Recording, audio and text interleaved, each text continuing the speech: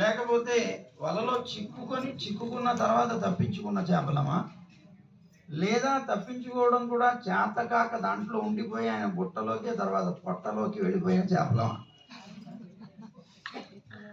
చెప్పండి ఎవరైనా. పొట్టలోకి వెళ్ళిపోయిన చేపలం అంటున్నారు. పొట్టలోకి వెళ్ళిపోయిన చేపలం అయితే మనం ఇక్కడ ఉన్నాం. ఏమండి, వలల్లో చిక్కుకున్న చేపలం మొదటిది అంటే ఏంటి? తప్పించుకుపోయిన చేపలం. దూరంగా తప్పించుకున్న చేపలం అయినా మనం ఇక్కడ ఉన్నాం. వలలో చిక్కుకొని తప్పించుకున్న చేపలు. ఎందుకని? ముందుగానే దూరంగా పారిపోయినటువంటి చేపలం అయితే అసలు ఆ వల ఎర వాసనే తెలియదు. కాదండి, ఆ దాంట్లో చిక్కుకొని ఆయన బుట్టలోకి తర్వాత పొట్టలోకి వెళ్ళిపోయినటువంటి చేపలం అయితే అవి కూడా మనం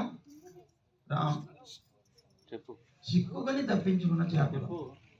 ఇంతకీ జాలరి పరమాత్మ అయితే ఆ వలలేమిటి, ఎర్రలేమిటి అంటే ఆయన యొక్క సౌందర్యం, ఆయన యొక్క అద్భుతమైనటువంటి గుణాలు, వాటితో పరమాత్మ మనని ఆకర్షించాలని ప్రయత్నం చేస్తారు. సముద్రంలో ఉండేటువంటి చేపల్ని పట్టేటువంటి ఒక జాలరిలాగా ఈ సంసార సముద్రంలోకి పరమాత్మ వచ్చి మనందరినీ కూడా తన యొక్క సౌందర్యం, చేష్టలు, గుణాలు మొదలైనటువంటి ఎరలు, అలలు వేసి మనందరినీ కూడా పట్టుకోవాలని ప్రయత్నం చేస్తాడు.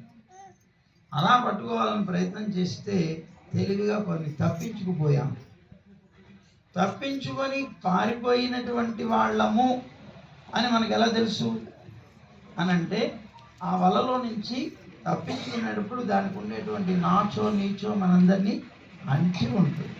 ఇంతకీ ఆ నాచేమిటి, నీచేమిటి, అవన్నీ ఆ వలకు ఉండేటువంటివే కదా. అదిగో అందులో ఆ వల ఏమిటి? పరమాత్మ యొక్క సౌందర్యము, లేకపోతే ఆయన యొక్క చేష్టలు. అంటే అవన్నీ మన మనస్సుకి పట్టేయాలి. పట్టడం వల్ల మళ్ళీ మనం ఈ లోకంలోకి వచ్చి ఇదిగో రాముడు రాముడు రాముడు అంటూ ఆ వాసన కోసం తిరుగుతాం. అందువల్ల చిక్కి తప్పించుకున్నటువంటి చేపలం మనం. అదైతే నాస్తికులు. అసలు వాసనే లేనటువంటి చేపలు అయితే నాస్తికులు. మనం ఇక్కడ దాకా వచ్చేవాళ్ళం కాదు.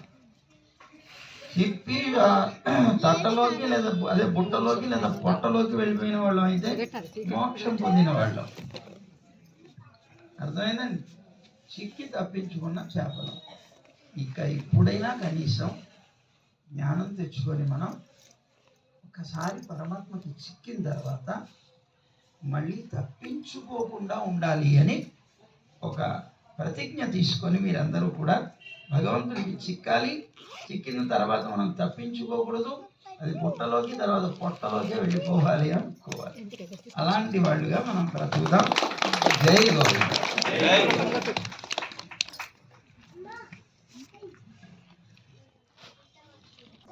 ఉంటూ ఇక్కడ చాలా చక్కగా చేశారు. వీరు వరంగల్లో కూడా ఒక 15 సంవత్సరాలు చేసి ఎన్జిఓస్ కాలనీలో చేసి అక్కడ వాళ్ళ కైంకర్యం